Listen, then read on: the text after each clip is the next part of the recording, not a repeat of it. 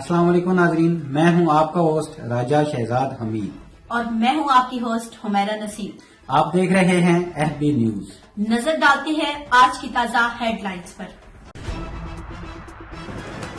आजकल जैसे कि आपको पता है कि हमारे मुल्क में खासतौर पर पिंडी और लाहौर में डेंगू की वबा है, तो हमारे पास भी कुछ सस्पेक्ट केसेस जो हैं वो डेंगू के आते हैं, जिनको हम यहाँ पे रिटेन करते हैं और उनको इन्वेस्टिगेट करते हैं कि इनमें डेंगू का जरासीम मौजूद है कि नहीं।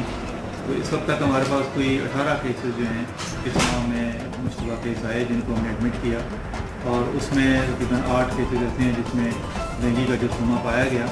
लेकिन ये ज़्यादातर केसेस वही हैं जो जिनका आना जाना पिंडी में है या उनकी रिहाइश पिंडी में है या इस्लामाबाद में है, तो इम्कान इसका यही है कि उनको वहाँ से ये इन्फेक्शन हुई है। सर मुकामी तौर पर टोटल कितने केसेस सामने आए? मकामी तौर पर हमारे इसमें सिर्फ 2 ऐसे केसेस जिनका बज़ाहिर कोई ट्रैवल हिस्ट्री नहीं थी, लेकिन उनको भी हो सकता है किसी की तरह, लेकिन ये ऐसा कोई फिकवाल में इस तरह की अभी एपिडेमिक की या वबाई सूरत नहीं है, ना ही किसी एक मखसूस इलाके से बहुत ज़्यादा केसेस आए। जो 2 आए हैं वो भी स्कैटर्ड एरिया में, एक जगह से है, दूसरा बिल्कुल दूसरे मकाम से।